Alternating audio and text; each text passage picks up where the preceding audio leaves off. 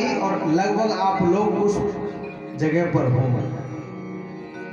यानी यहाँ बड़ी अच्छी बात है, गौर से समझना।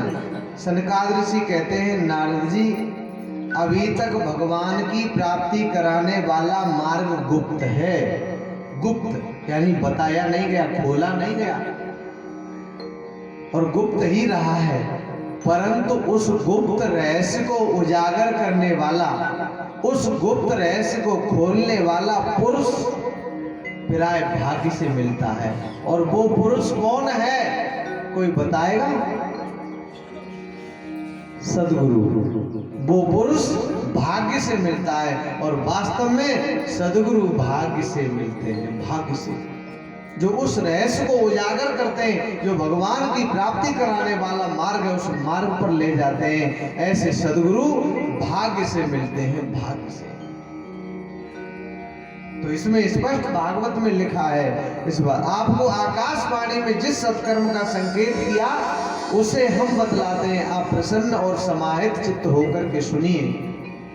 नारद जी, द्रव्य यज्ञ, तपो यज्ञ और योग यज्ञ और स्वाध्याय रूप ज्ञान यज्ञ, ये सब तो स्वर्गादि की प्राप्ति कराने वाले कर्म की ओर संकेत करते हैं। द्रव्य यज्ञ जो हम पदार्थों से यज्ञ करते हैं, और तपो यज्ञ जो तपस्या करते हैं, योग यज्ञ और स्वाध्याय जो पढ़ाई करते हैं, जो मेहनत करते हैं, ये सब तो स्वर्ग आदि की प्राप्ति कराने वाले कर्म कहे गए हैं।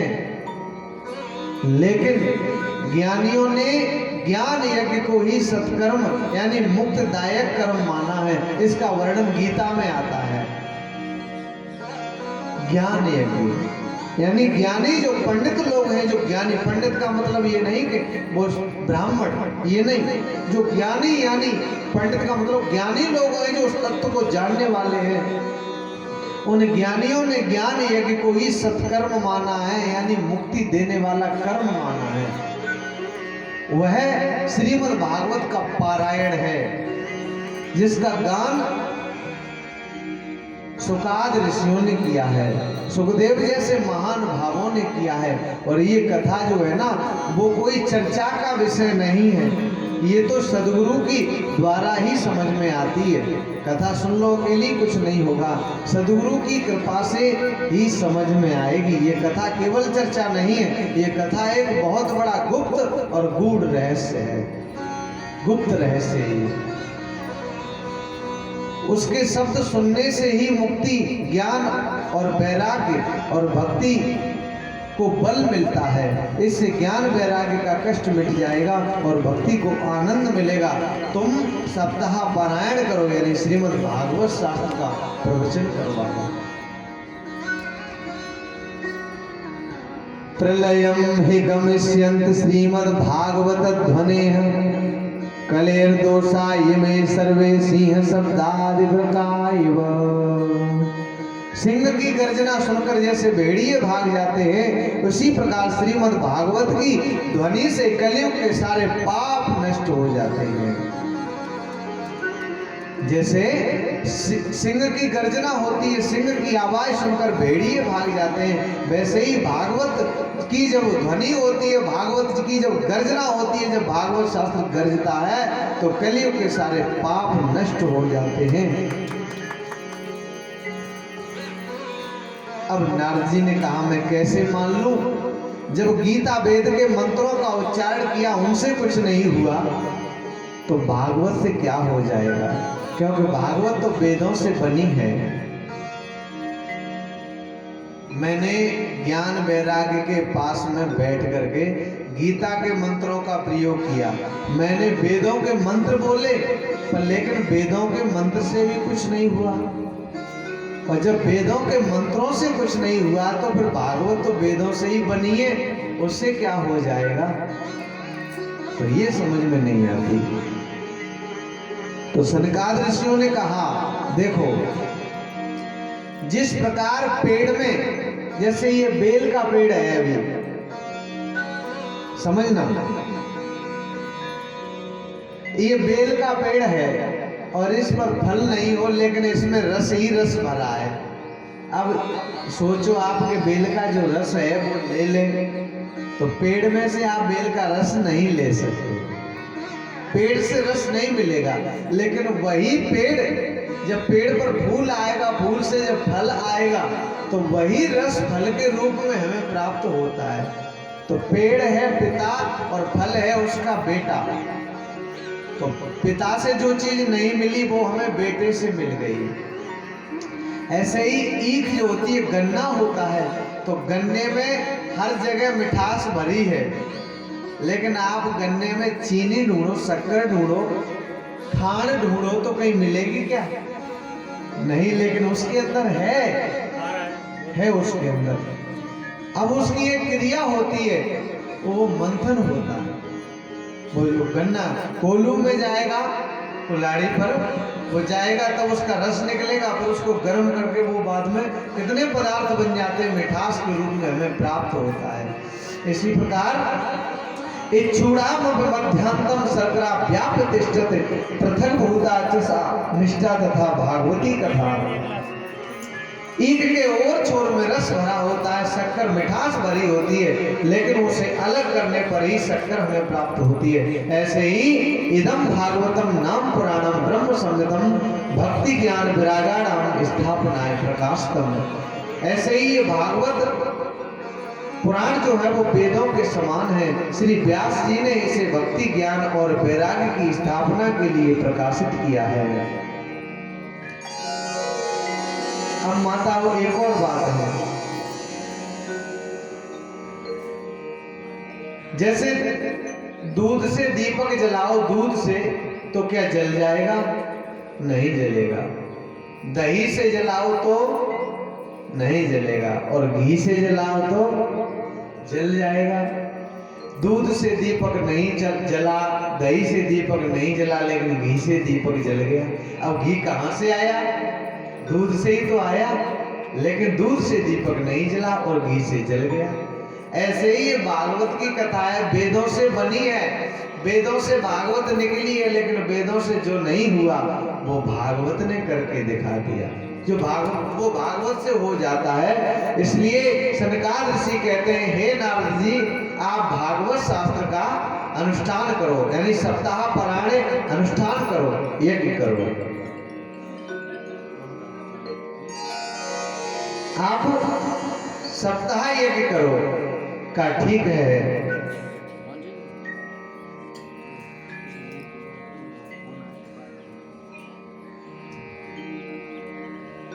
और ज्ञान वैराग्य के बुढ़ापा दूर करने के लिए ये सबसे अच्छा उपाय है कि उन्हें भागवत शास्त्र श्रवण कराया जाए। का ठीक है। नारद जी कहते हैं, हे महानुभावों, आपका दर्शन जीवों के संपूर्ण पापियों को तत्काल नष्ट कर देता है। मैं आपकी शरण लेता हूं।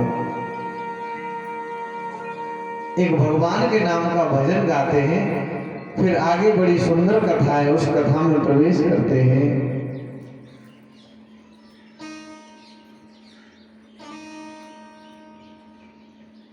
तेरी बन जाएगी गोविंद गुण गायते, तेरी बन जाएगी गोविंद गुण, तेरी बन जाएगी गोविंद गुण गायते, तेरी बन जाएगी।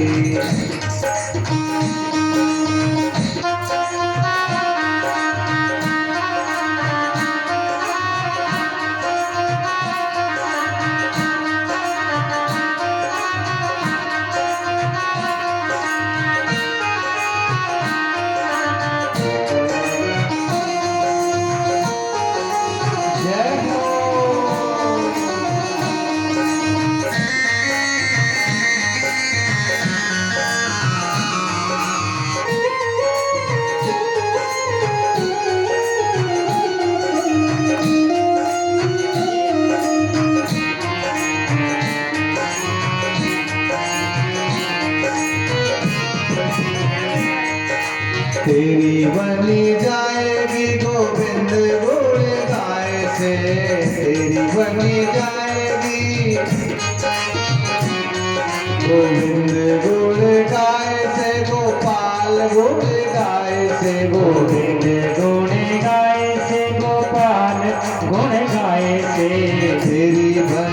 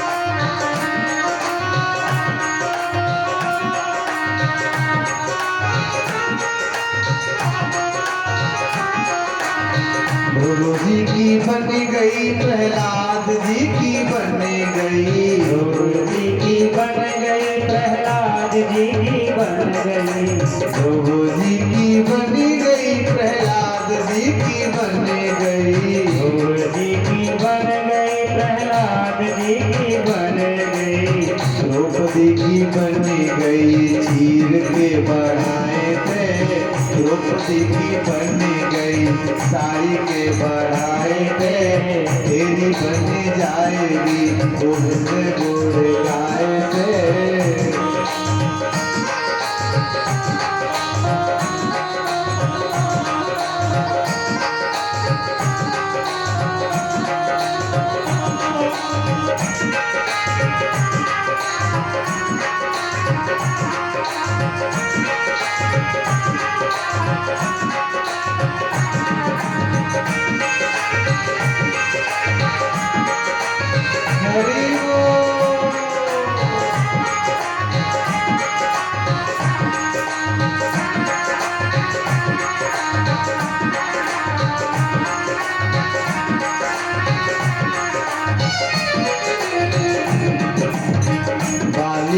बन गई सुग्रीव जी की बन गई, बाली की बन गई सुग्रीव जी की बन गई।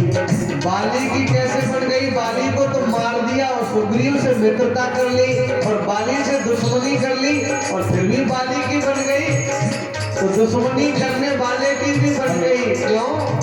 कि अपने हाथ से बाण छोड़ा और प्राण भर लिया और अंत के समय पे सामने खड़े हैं, दर्शन दे रहे हैं। ये सौभाग्य भला किसको प्राप्त होता है? जो अंतिम समय पर भगवान सामने खड़े हों, लेकिन वो सौभाग्य उस बाली को प्राप्त हो रहा है। इसलिए बाली की बन गई और सुग्रीव की मित्रता करने से बन गई। बाली की बन गई सुग्रीव जी की बन गई, बाली की बन गई सुग्रीव जी की बन गई।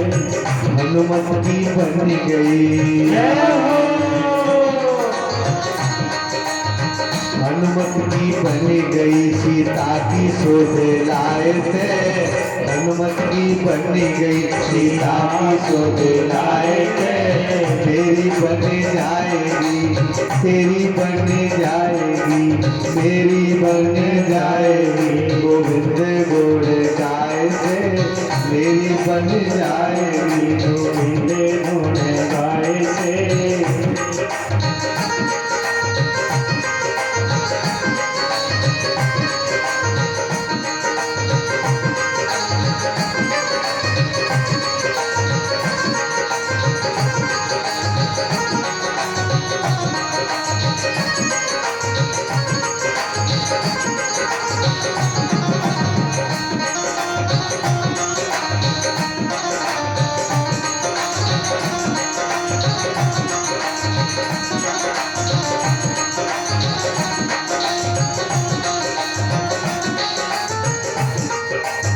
नंद जी की बन गई यशोदा की बन गई, नंद जी की बन गई यशोदा की बन गई।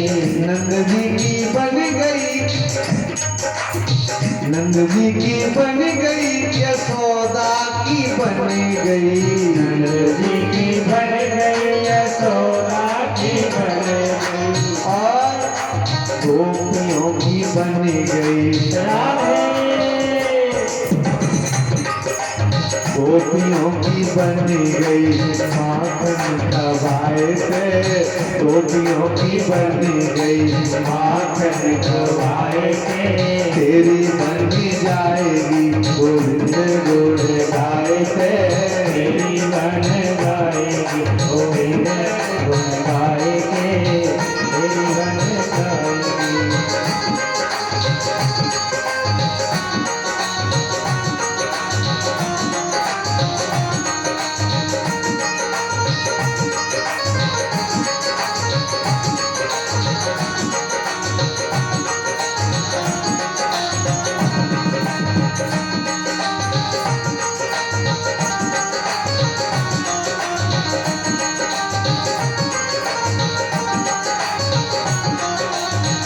गज की बन गई गिद्धों की बन गई, गजों की बन गई गिद्धों की बन गई, गजों की बन गई गिद्धों की बन गई। केवट की बन गई, केवट की बन गई नाव के चढ़ाए थे। भटकी बन गई नाव के चढ़ाए पे तेरी बन जाएगी गोविंद गुण गाए पे बन जाएगी गोविंद गुण गाएंगे तेरी बन जाएगी।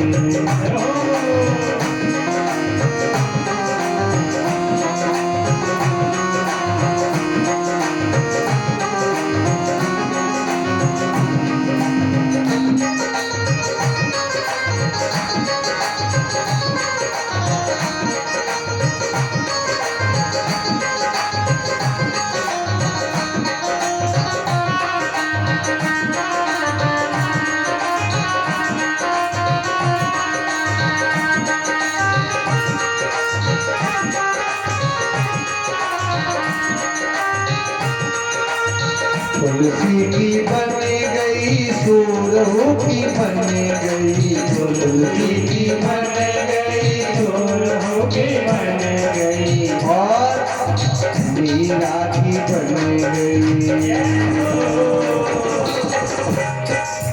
मीरा की बन गई गिरधर के गोरे गाए थे मीरा की बन गई गिरधर के गोरे गाए थे तेरी बन जाएगी गोविंद गोरे तेरी बन जाएगी गोविंद गुण गाएंगे तेरी बन जाएगी गोविंद गुण गाए थे तेरी बन जाएगी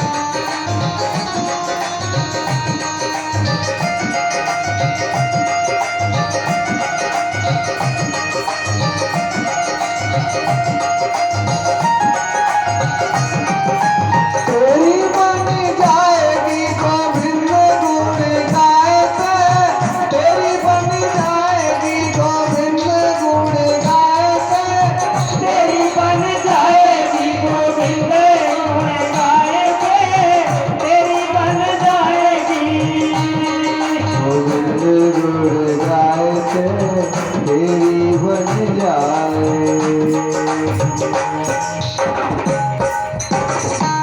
बोल सच्चिदानंद भगवान की जय संत समाज की जय हो। तेरी बन जाएगी गोविंद गुण गाते। और भागवत क्या गाती है? गोविंद के ही तो गुण गाती है, केवल गोविंद के गुण गाती है भागवत।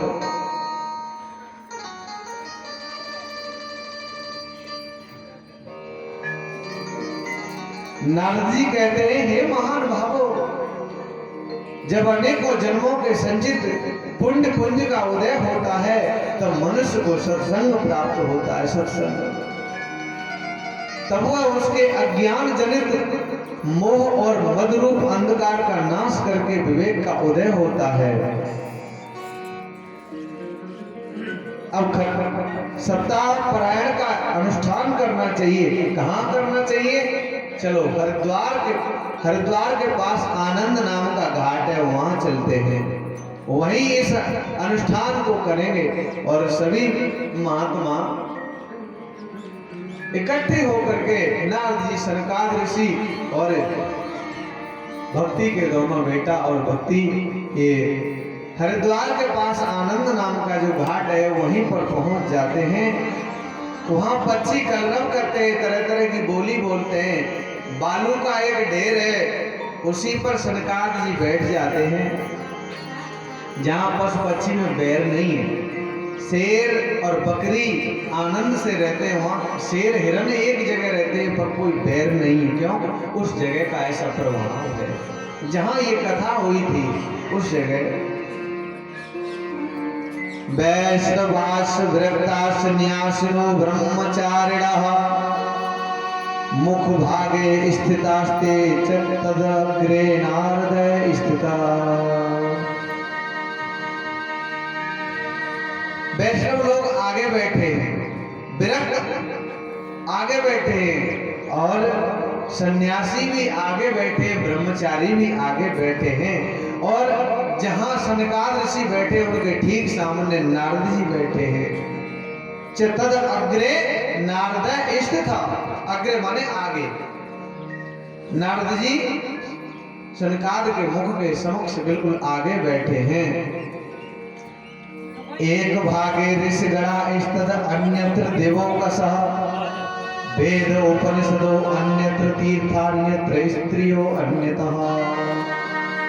एक तरफ ऋषिगण बैठे हैं, एक तरफ वेद और उपनिषद बैठे हैं, एक तरफ तीर्थ बैठे हैं, एक तरफ देवता बैठे हैं।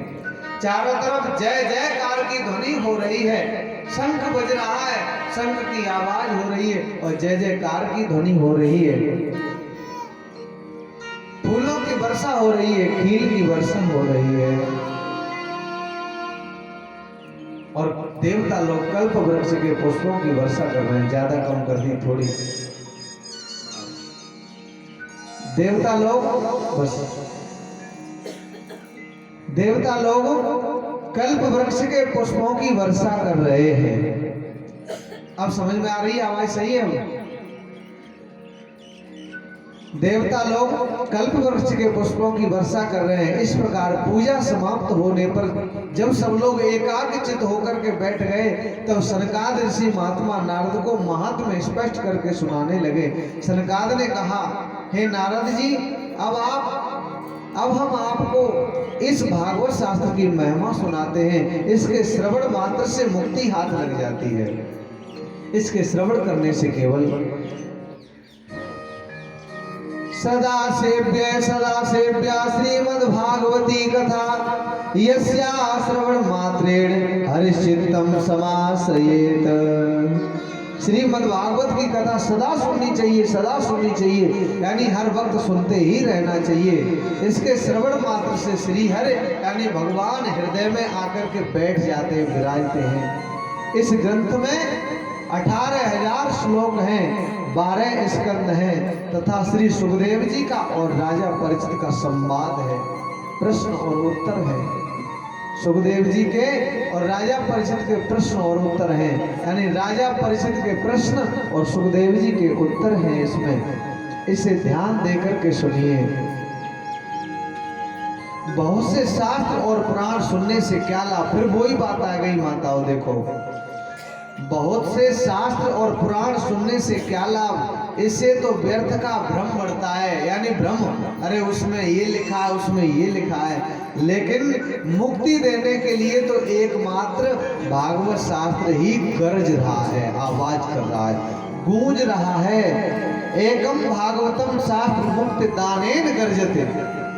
मुक्ति देने के लिए तो केवल भागवत शास्त्र ही गरज रहा है। फिर अनेकों शास्त्र, अनेकों पुराण पढ़ने से क्या लाभ? केवल भागवत ही काफी है। इसलिए तपोधन, जब तक लोग अच्छी तरह श्रीमद् भागवत का श्रवण नहीं करते, तभी तक उनके शरीर में पाप निवास करते हैं। समझना मेरी माताओं बहनों, बड़ी गौर से।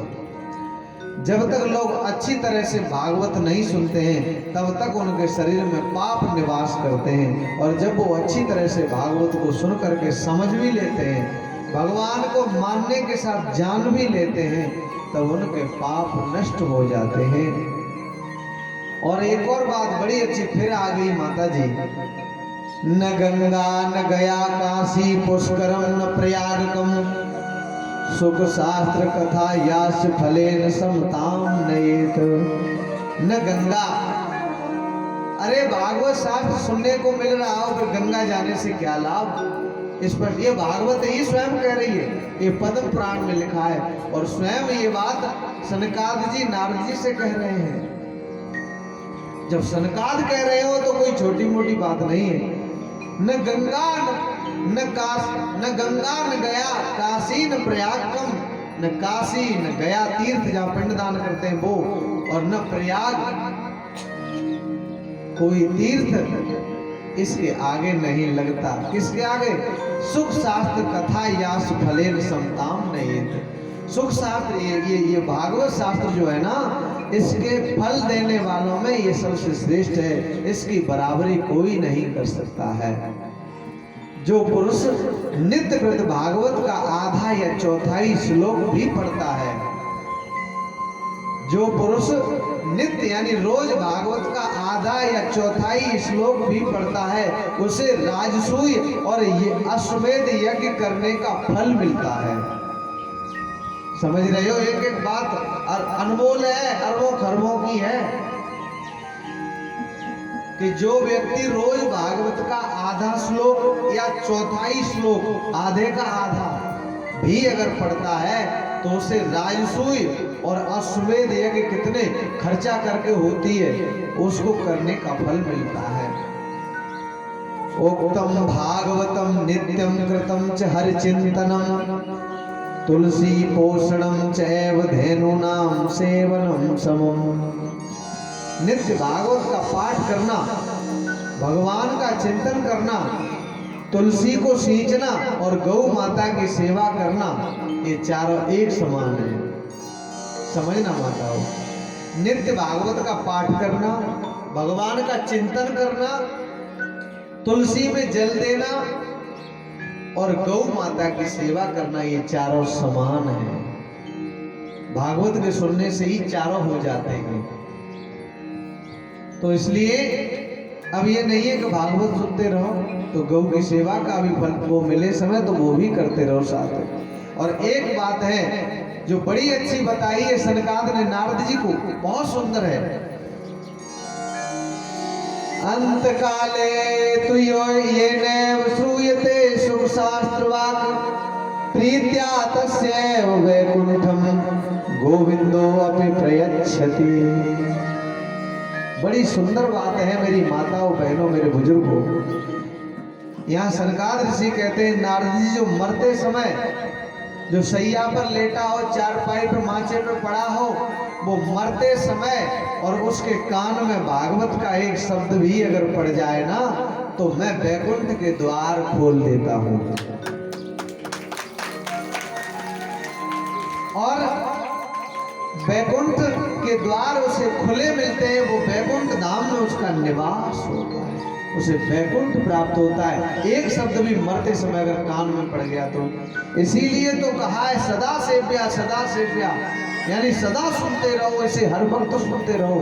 यानी कोई ऐसा समय नहीं जो न सुनो, काम करते समय भी सुनते रहो, रोज सुनो। और जब रोज सुनोगे तो कान में यही गूंजेगी, और जब गूंजेगी ना, कभी कभी जैसे ऐसा होता है ना, मोबाइल जैसे ज्यादा रहता है पास में तो फिर मोबाइल अलग भी रख देते हैं, और खेत पे चले जाओ मोबाइल घर पे रखे तो भी ऐसा लगता है कि मोबाइल बज रहा है। ये आदत में आ जाता है। तो क्योंकि मोबाइल की वो बजने की जो बेल है, घंटी है, वो कान में ऐसी भर गई है कि ऐसा ही लगता है कि मोबाइल बज रहा है।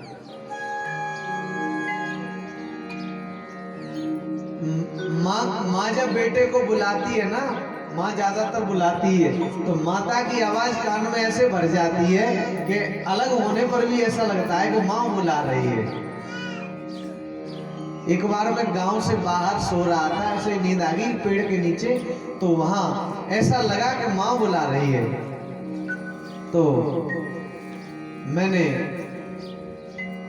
मैंने कहा कि पता नहीं कुछ हुआ होगा, एकदम नींद खुली तो मैं गया, तो गांव में एक बूढ़ी माता जी थी, वो छत से नीचे गिर गई थी, उनकी चोट लग गई थी। ऐसा लग रहा था कि माँ बुला रही है। ऐसी आवाज सोते वक्त खेत पे कान में पड़ी, तो वो गूंजती रहती है ना, तो वो गूंज भी सत्य प्रतीत हो जाती है, यानी वो सत्य ठहरी, वो बात में कुछ हो गया है।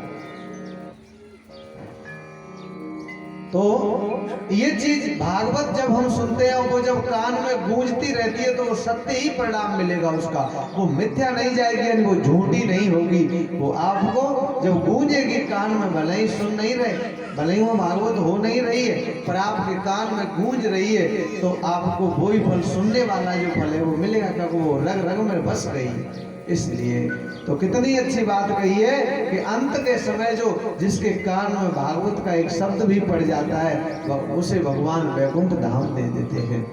तो इसे सदा सुनना चाहिए, सुनते रहना चाहिए।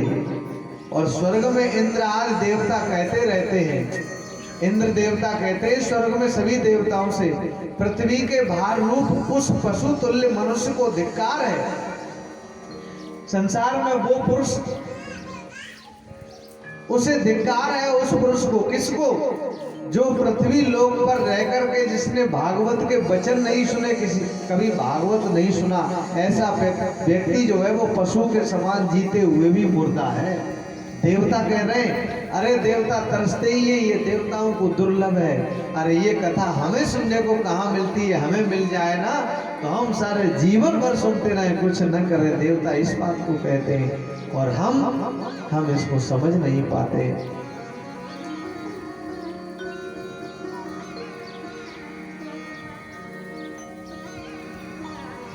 इसे सत्य भाषण और ब्रह्मचर्य पालन पूर्वक सर्वदा ही सुनना श्रेष्ठ माना गया है। लेकिन कलयुग में उम्र कम होने के कारण इसे 7 दिन निश्चित कर दिए। 7 दिन, सप्ताह श्रवणम मतम, केवल 7 दिन, क्योंकि कलयुग में उम्र कम होगी और लोग काम धंधा ज्यादा करेंगे, काम में ज्यादा रुचि होगी काम काज में, इसलिए 7 ही दिन निश्चित कर दिए कि मन लगा करके 7 दिन सुन लो तो वो भी बहुत बड़ी बात है।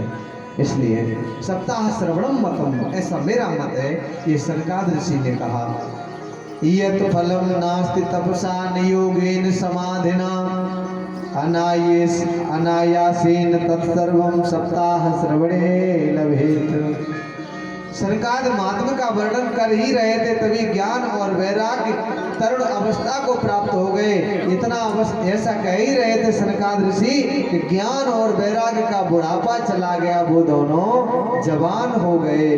बोलिए श्रीमद् भागवत महापुराण की।